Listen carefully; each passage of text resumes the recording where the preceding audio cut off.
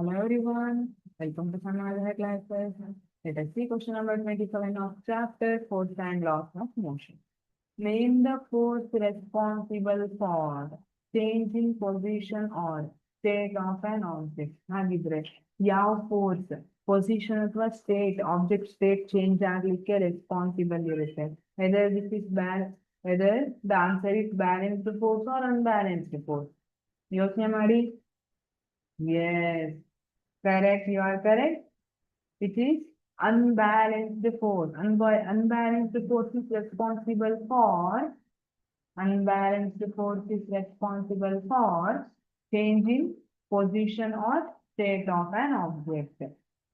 Fine. ಹಾಗಿದ್ರೆ unbalanced force. ಹಾಗಂದ್ರೆ ಏನು ಅನ್ಬ್ಯಾಲೆನ್ಸ್ಡ್ ಫೋರ್ಸ್? ಬ್ಯಾಲೆನ್ಸ್ ಆಗಿಲ್ದೇ ಇರೋ ಫೋರ್ಸ್. ನೀವು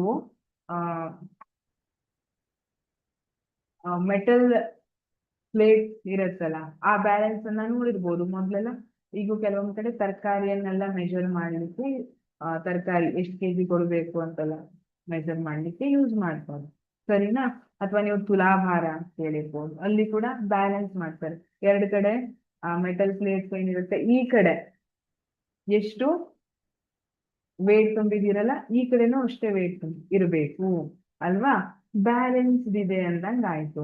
ಅದೇ ತರ ನಾನು ಯಾವುದೇ ಒಂದು ಆಬ್ಜೆಕ್ಟ್ ಮೇಲೆ, ಲೆಟ್ ಅಸ್ ಇಮ್ಯಾಜಿನ್ ನಾನು I am applying force on table. One table ಮೇಲೆ ಫೋರ್ಸ್ ಅನ್ನ ಅಪ್ಲೈ ಮಾಡ್ತೀನಿ.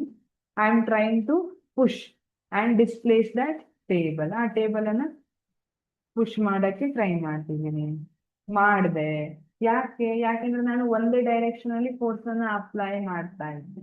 ಈಗ ಇದು ಅನ್ಬ್ಯಾಲೆನ್ಸ್ಡ್ ಫೋರ್ಸ್ ಆಯ್ತು.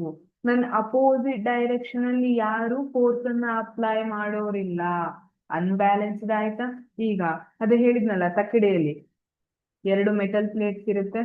ಒಂದ್ ಕಡೆ ಮೆಟಲ್ ಪ್ಲೇಟ್ಸ್ ಅಲ್ಲಿ ಫುಲ್ 10 kg ಅಷ್ಟು ನೀವು ಏನೋ ಒಂದು ಮಟೀರಿಯಲ್ಸ್ ಅನ್ನ ತುಂಬ್ತೀರಿ. ಈ ಕಡೆ ಹಾಗೆ ಇದೆ ಅಂದ್ರೆ ಅನ್ಬ್ಯಾಲೆನ್ಸ್ ಆಗುತ್ತೆ. ಈ ಕಡೆ ಮೆಟಲ್ ಪ್ಲೇಟ್ ಕೆಳಗಡೆ ಹೋಗುತ್ತೆ, ಈ ಕಡೆದು ಮೇಲ್ಗಡೆ ಬರುತ್ತೆ. ಯಾಕಂದ್ರೆ ಇದು ಲೈಟ್ ವೇಟ್ ಇದೆ, ಇದು ಹೆವಿ ಇದೆ, ಸೊ ಕೆಳಗಡೆ ಹೋಯ್ತು, ಅನ್ಬ್ಯಾಲೆನ್ಸ್ಡ್ ಆಯ್ತಾ? ಅದೇ ತರ ನಾನು ಒಂದ್ ಟೇಬಲ್ ಮೇಲೆ ಫೋರ್ಸ್ ಅನ್ನ ಅಪ್ಲೈ ಮಾಡ್ತಿದ್ದೀನಿ. ನನ್ನ ಅಪೋಸಿಟ್ ಡೈರೆಕ್ಷನ್ ಅಲ್ಲಿ ಯಾರು ಫೋರ್ಸ್ ಅನ್ನ ಅಪ್ಲೈ ಮಾಡ್ತಾ ಇರೋರಿಲ್ಲ, ಸೊ ನಾನು ಈಸಿಯಾಗಿ ಟೇಬಲ್ ಅನ್ನ ಮೂವ್ ಮಾಡ್ತೀನಿ. ಸೆಕೆಂಡ್ ಕೇಸ್, ನಾನು ಟೇಬಲ್ ಅನ್ನ ಮೂವ್ ಮಾಡ್ತಿದ್ದೀನಿ. ಫ್ರೆಂಡ್ಸ್ ಇರ್ತಾರಲ್ಲ ಕಾಟ ಕೊಡಕ್ಕೆ, ನನ್ಗೆ ಒಬ್ರು ಫ್ರೆಂಡ್ ಬಂದ್ರು ಎದುರಿಂದ ಬಂದು, ನಾನ್ ಯಾವ ಕಡೆ ತಲ್ತಿದ್ದೀನಲ್ಲ ಅದ್ರ ಅಪೋಸಿಟ್ ಡೈರೆಕ್ಷನ್ ಅಲ್ಲಿ ನಾನು ಎಷ್ಟು ಫೋರ್ಸ್ ಹಾಕ್ತಿದ್ದೀನಲ್ಲ, ಅವರು ಅಷ್ಟೇ ಫೋರ್ಸ್ ಹಾಕಿ ಪುಷ್ ಮಾಡಕ್ ಸ್ಟಾರ್ಟ್ ಮಾಡಿದ್ರು. ಈಗ whether I am able to displace that table in this case, second case ಅಲ್ಲಿ ನಾನು ಆ ಟೇಬಲ್ ಅನ್ನ ಪುಷ್ ಮಾಡಕ್ಕೆ ಏಬಲ್ ಆಗ್ತೀನ? ನೋ. ಯಾಕೆಂದ್ರೆ ಅವರು ಈಕ್ವಲ್ ಮ್ಯಾಗ್ನಿಟ್ಯೂಡ್ ಫೋರ್ಸ್ ಅನ್ನ ಅಪೋಸಿಟ್ ಡೈರೆಕ್ಷನ್ ಅಲ್ಲಿ ಅಪ್ಲೈ ಮಾಡ್ತಾ ಇದ್ದಾರೆ. ಅದು ಬ್ಯಾಲೆನ್ಸ್ಡ್ ಫೋರ್ಸ್ ಆಯ್ತು.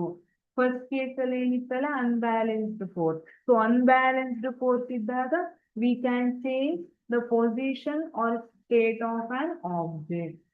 Thank you.